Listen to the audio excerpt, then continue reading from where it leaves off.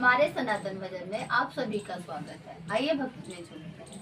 बोले शंकर भगवान, माता पार्वती जी की जय। ना छतर ना छानी